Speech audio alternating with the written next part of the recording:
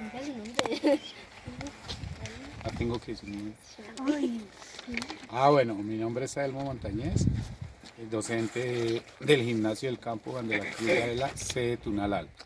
y bueno, lo vamos a entrevistar de las unidades de medidas antiguas, en, en qué actividades que realiza en su casa o labores agrícolas emplea medidas. Bueno, digamos que en las labores diarias sí he empleado las medidas, pues en cuanto a las dimensiones de los campos de juego, donde tenemos que saber cuánto mide un campo de baloncesto, un campo de fútbol, un campo de rugby, un campo de voleibol.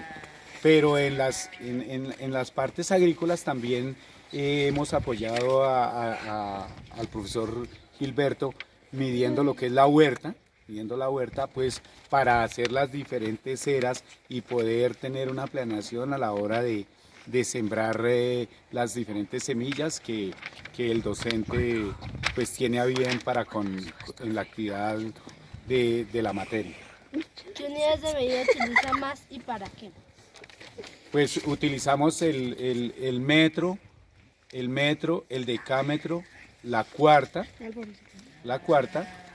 pues para, digamos que para finalizar haciendo unas conversiones y poder tabular algunos datos que tenemos en las diferentes, en los diferentes test y en las diferentes actividades o solucionar algunas actividades para pues llegar a feliz término a la hora de ejecutar el proyecto.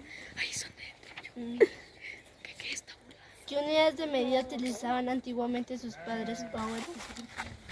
Bueno, una de las medidas que digamos vi que se utilizaron fueron unas que llamaban mojones. Unas piedras o la marca de un árbol muy grande donde se le hacía digamos que una especie como de tatuaje o una especie de señalización, y de ahí se sabía cuál era la parte o la dimensión que le correspondía a la persona que hacía la medición. Entonces iba desde un mojón donde tenía una señal al siguiente mojón. Entonces esa era, digamos que una de las medidas que sé que se utilizaron en la antigüedad. ¿Cómo medían los terrenos que iban a cultivar o los terrenos que iban a comprar? Bueno, pues a la hora de comprar un terreno, casi siempre se hace una medición por la hectárea o la fanegada. Digamos que son las unidades de medida que se utiliza a la hora de adquirir un terreno. Para medir longitudes o distancias largas o cortas se empleaban el mismo instrumento de medición. Pues sí, pero digamos que existía, digamos que tomaban una medida de metro o la vara y con una cabulla muy larga se establecía cuánto medía esa cabulla, y de acuerdo pues se hacían varias intervenciones para saber exactamente cuánto era la dimensión del terreno.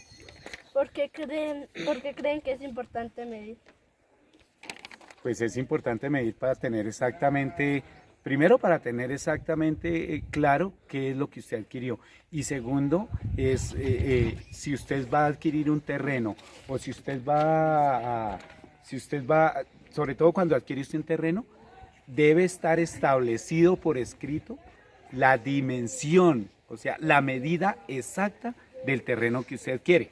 A la hora de la práctica pedagógica, pues es importante tener la medida porque debemos saber cuánto mide el campo de juego, o en la parte de la huerta, pues debemos de saber cuál es la era que le pertenece a cuál grupo, a determinado grupo, y cuánto mide el terreno.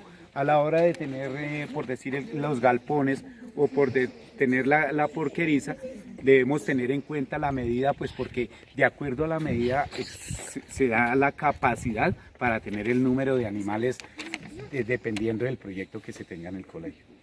Si no tuvieran un instrumento de medición, ¿con qué miden? Si no tuviéramos un instrumento de medición, ¿Con qué miden?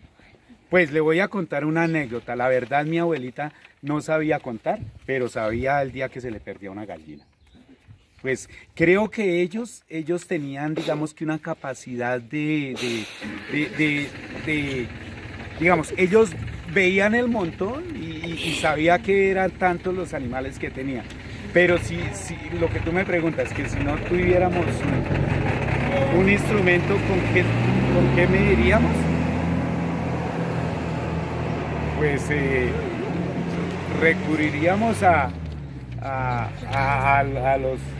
las medidas antiguas, que era el geme y la cuarta, y bueno, con los dedos creo que, o el pie también, la abrazada. Yo me acuerdo que mi papá medía como con la abrazada, y lo mismo con el paso.